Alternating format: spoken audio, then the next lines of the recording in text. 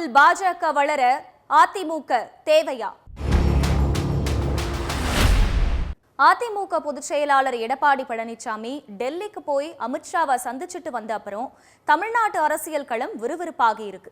கூட்டணி பத்தி எல்லாம் பேசல, மக்கள் பிரச்சனைகளை பத்தி தான் பேசிட்டு வந்தேன்னு அவர் சொன்னாலும் சந்திப்பு முடிஞ்ச சில மணி நேரத்திலேயே தமிழ்நாட்டுல தேசிய ஜனநாயக கூட்டணி ஆட்சி அமைக்கும்னு அமித்ஷா ட்வீட் போட்டதும் அடுத்ததா ஒரு நிகழ்ச்சியில அதிமுக கூட கூட்டணி பேச்சுவார்த்தை நடந்து வருதுன்னு அவர் பேசினதும் அதிமுக கூட்டணிக்கான அச்சாரமா பார்க்கப்படுது.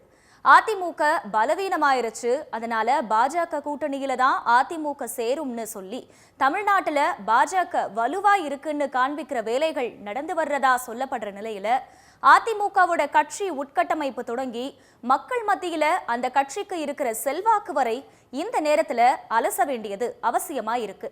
தமிழ்நாட்டில் அதிமுகவின் பலம் என்ன? தமிழ்நாட்டில் வளர பாஜகவுக்கு அதிமுக தேவையா? இதையெல்லாம் தான் ஸ்பாட்லைட்ல பார்க்க போறோம். ஜெயலலிதா மறைவுக்கு அப்புறமா அதிமுக உடைஞ்சிடும், வாக்குகள் சிதறி அந்த கட்சி இருக்கிற இடம் தெரியாம போயிடும் அப்படிங்கிற விமர்சனங்கள் முன்வைக்கப்பட்டுச்சு. ஆனா அந்த கட்சிக்குள்ள உட்கட்சி பிரச்சனைகள் பல நடந்து ஓபிஎஸ் வெளியே அனுப்பப்பட்டாலும் பொதுச் செயலாளரா எடப்பாடி பழனிசாமி தேர்வான அப்புறமா ஒரு நிலைக்கு வந்திருக்கு அதிமுக. இப்போ நடந்து வர்ற செங்கோட்டையனோட முரண்பாடு வேறு கதை. தேர்தல் அரசியல்ல ஜெயலலிதா மறைவுக்கு அப்புறமா அதிமுகங்கிற கட்சி எந்த அளவுக்கு பலமா இருக்கு, இல்ல பலவீனம் அடைஞ்சிருக்கான்னு பார்க்க வேண்டியிருக்கு.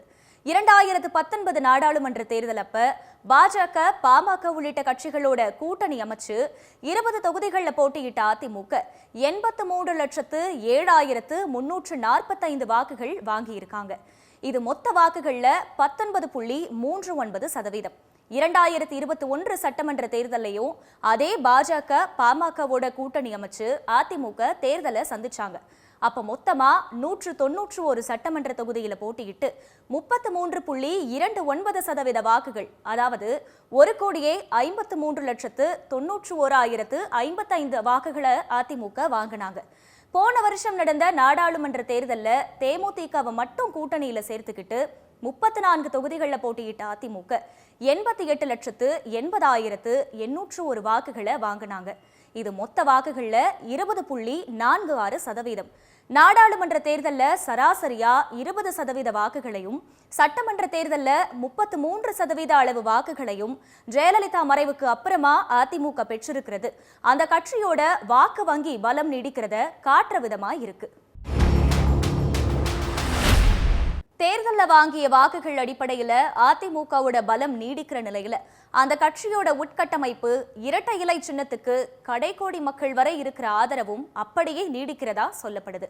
தமிழ்நாட்டோட கடைக்கோடி கிராமங்கள் வரை அதிமுகவுக்கு இன்னமும் கிளைகள் நீடிச்சிருக்கிறதும், பூத் ஏஜென்ட் நியமனத்துக்கு இருக்கும் போட்டியும் அந்த கட்சி தங்களோட உட்கட்டமைப்பு பலத்தை இன்று வரை தக்க வச்சிட்டு இருக்கிறத காட்டுது. எல்லா தரப்பு மக்களையும் சென்று சேர்ந்த அதிமுகவோட இரட்டை இலை சின்னமோ இப்ப அந்த மக்களோட எண்ணத்துல பலமா பதிஞ்சு இருக்கிறதும் அந்த கட்சிக்கு வலிமையாவே பார்க்கப்படுது.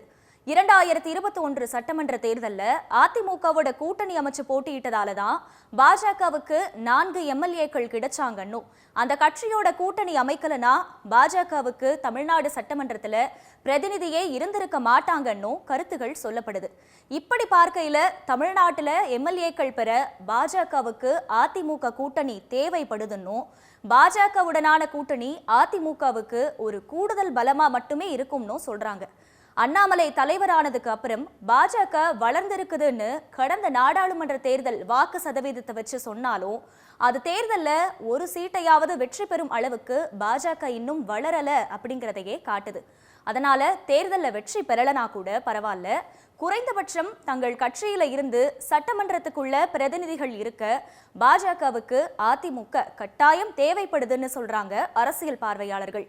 கூட்டணி சாத்தியப்படலாம்ங்கிற பேச்சுகள் எழுந்திருக்கிற நிலையில சட்டமன்ற பிரதிநிதித்துவத்தை விரும்புற கட்சியா இருந்தா அவங்க அதிமுக கூட்டணியா இருக்கணும்ங்கிறது தான் களம் சொல்ற செய்தியா இருக்கு.